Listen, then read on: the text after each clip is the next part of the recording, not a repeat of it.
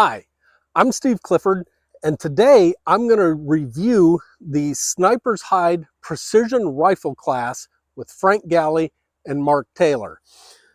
I took this class last week, and I've been trying to figure out how to get this all in, and honestly, this is going to be a little long of a video, and that's because I'm going to go over the details. I'm going to get into exactly what happens on each day of this class and why I think it worked so well. Before I do that though, let me give you a little bit of background on where I'm coming from, and only because I think it's important to know where somebody's coming from so they can see where they're going to.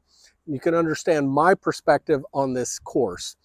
So I have taken a lot of rifle training, a lot of rifle classes, but most of my rifle training with a bolt action rifle has been either scout or what is called practical rifle.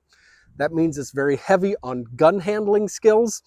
It's very heavy on sling use and shooting positions, but all unsupported or slung supported shooting positions. Speed is very important, and everything is basically learning how to shoot and honestly how to fight with a rifle inside of maximum point blank range. Pretty confident with where I'm at there. But about a year and a half ago, I decided I wanted to get into some longer range stuff and really figure out what can I do outside of that maximum point blank range. I started off by reading everything that I could, learning as much as I could, and then I set up a rifle and I went to the Bang Steel long range shooting school. Now, Bang Steel, I still think is probably the best bargain in long range shooting. Their class is a 2-day class. It's up in the hills of southwestern Virginia.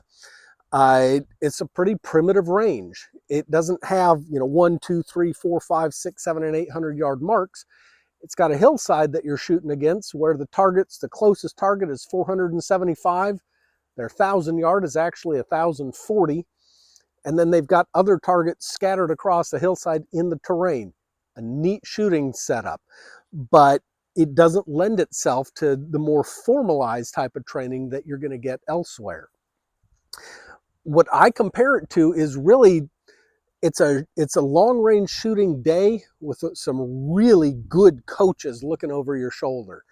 And I learned a lot from it. I got a huge amount. And within a few minutes of being there, you're going to be hitting targets out to 600 yards and then hitting targets all day long out to long range. Great stuff, but less formal, and you're not going to walk away with some of the fundamental stuff that you will get out of the Frank Galli and Marc Taylor class from Sniper's Hide. So with that background, I went to this class. I tried to get into the 3-day. They were full. I took the 2-day. It was fantastic. So here's how it went. When you arrive on day 1, the very first thing you do is you go out to the shooting line and you fire a 5-shot group at 100 yards. Very simple stuff. I used it as an opportunity to check the zero on my rifle. Honestly, I didn't need to, and you'll see why in a moment. I felt pretty good about myself. I had a pretty decent group, but they weren't looking at the group. All that Frank and Marc were looking at is me and the other 11 shooters. And they were looking at everything. How do you address the gun? How do you get into prone? How do you set up your bipod? What do you do with your turrets? Are you doing some drive practice first? How's your trigger press? Are you slapping the trigger? Are you tapping the trigger? All sorts of different things, and they give you an evaluation at the end. That evaluation I found very, very helpful because it told me these are the things I need to work on over the next 2 days. So then we go into the classroom, and we spent a lot of time in the classroom. And before the class, I was thinking, man, I'm not going to like this. It's just going to be, external ballistics and a bunch of stuff I know.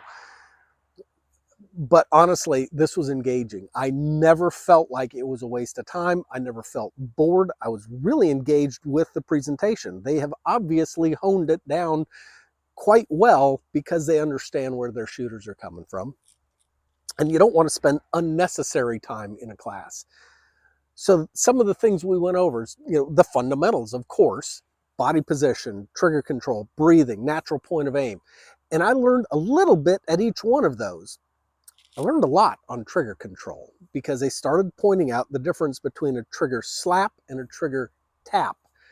That's something that I didn't even realize I was doing, because I don't run up and just grab the trigger. I don't mash that trigger. And I felt pretty proud that, sometimes if I didn't chamber around and I pressed the trigger, it didn't go anywhere. What I didn't realize, though, is I was releasing the trigger pretty quickly.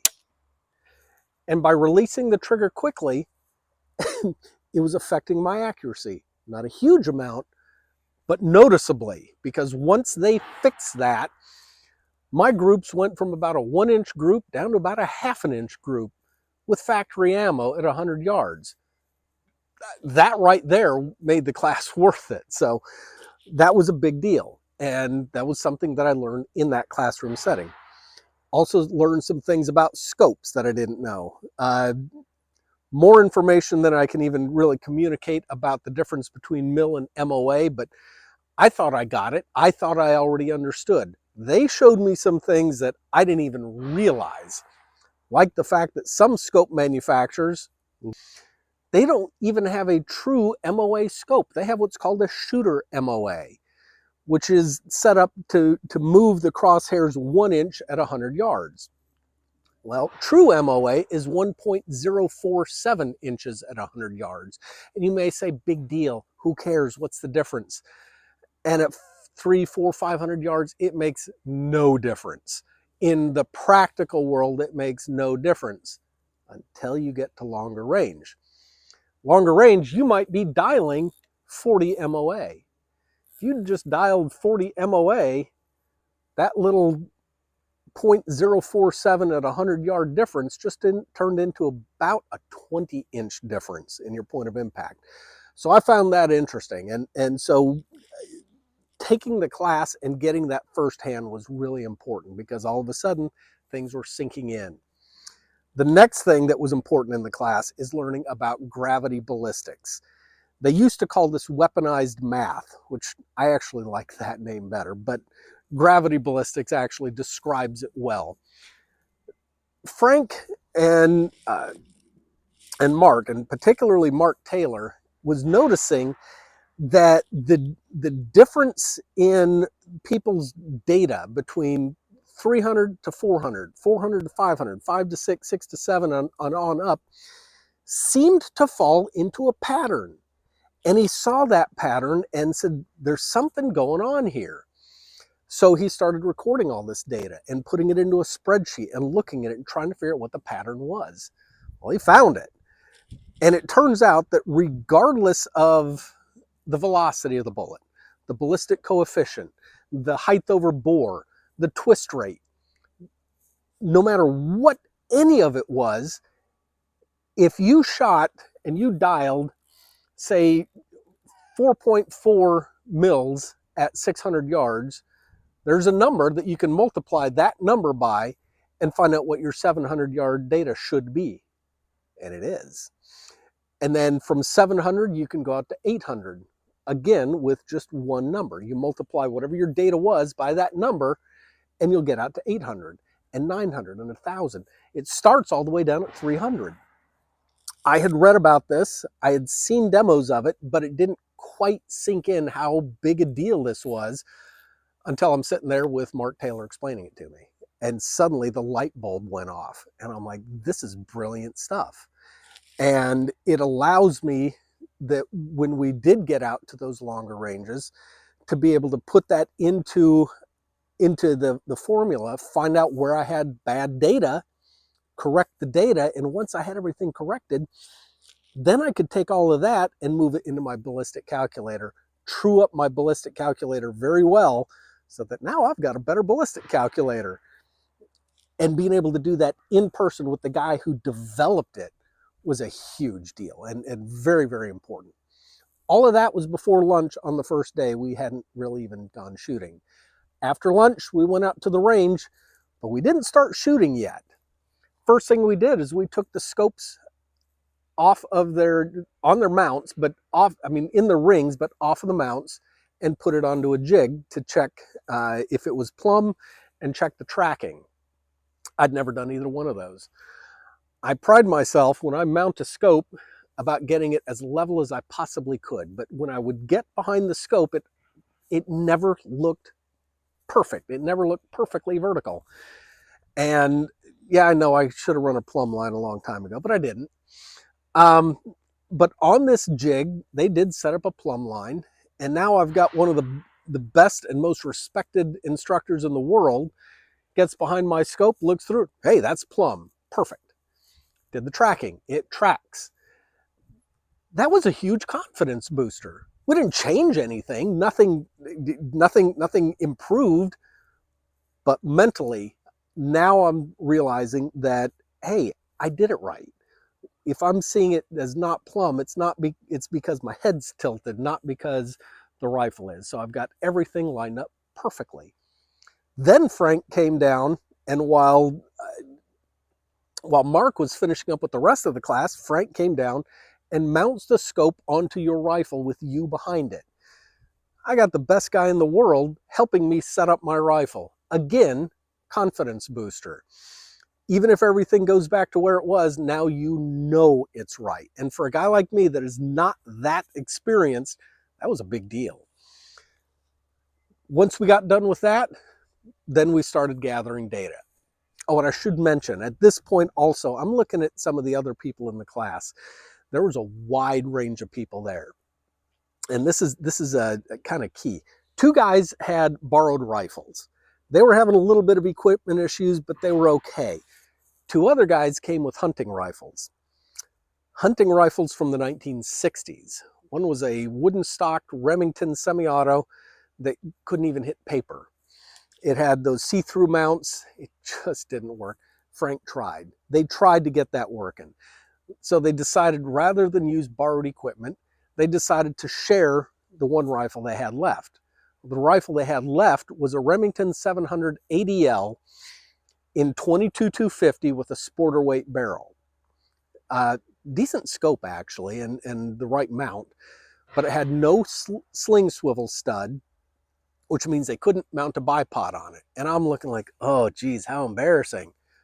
Well, it wasn't embarrassing, because Frank just looked at that and said, let's go to work. Let's figure it out. Let's make this work for you guys. And you know what? They didn't achieve what I wanted to achieve, but they achieved what they wanted to achieve. They found out what their limits were with their gun and their equipment.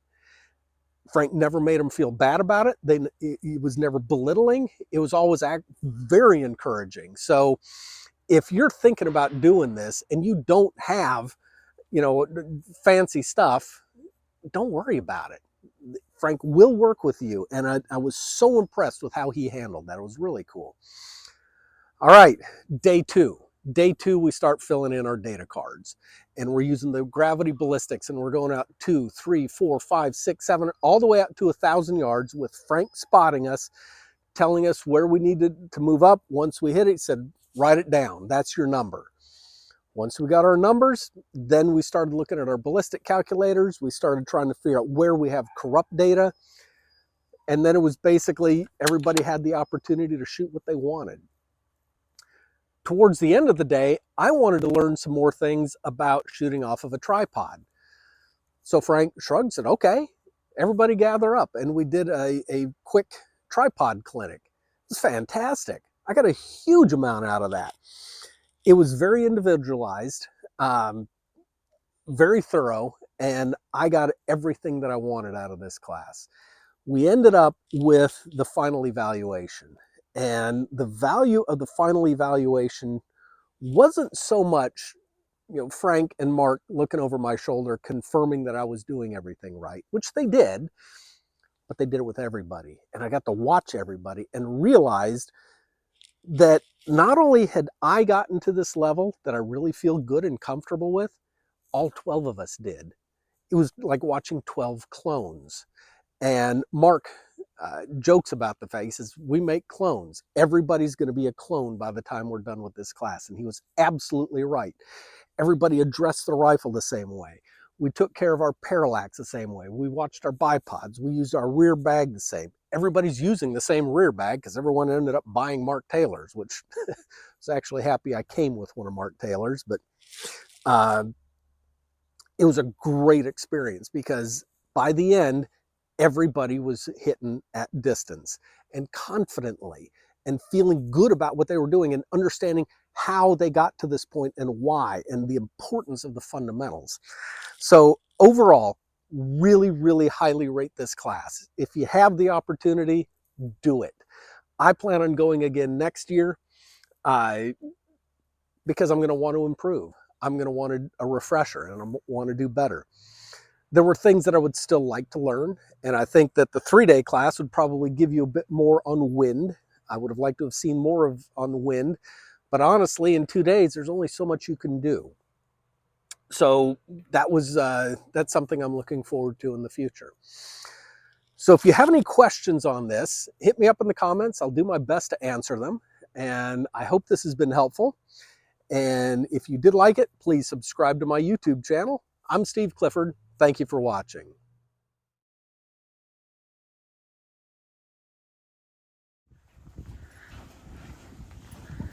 Make the bridge, bring the rifle up to you, then bring your belt forward with it. Good. Yep, heels flat, relaxing them. There you are.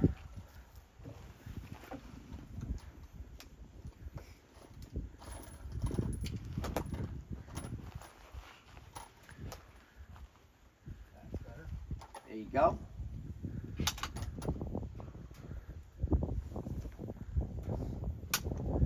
Find your rhythm. Get that breathing rhythm going.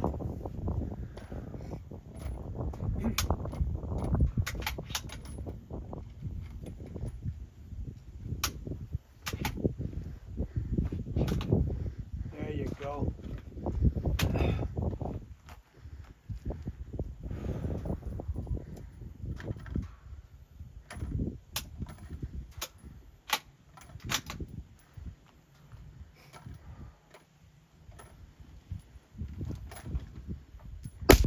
Nice. Good trigger. Quiet.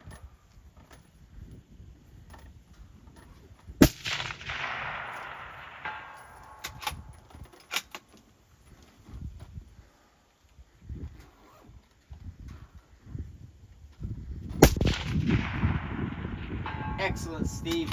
Just keep that rhythm going. Don't hold it too long. We can extend it, but we don't want to. Drop your mag. Drop your mag, spin off your data, and you are good to go, sir. All right, give me Mike. That's tech. Love it. He almost wants the Green Army man. He's like almost. Oh, he's dying to kick that leg Yeah, up he's there. dying to kick that leg up. Then crawl off. He's gonna crawl off. Pushing that bipod down range. Remember, those little Green Army men we had were crawling. Yeah.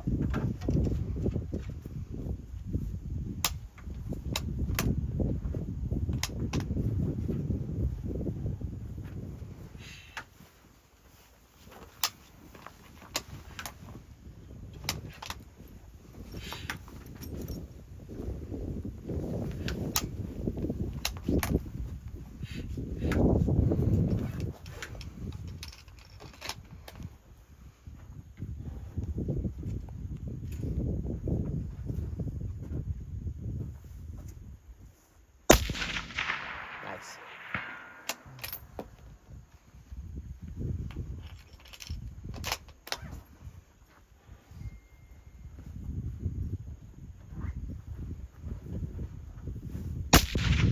Good. Like it, I like it, I like it.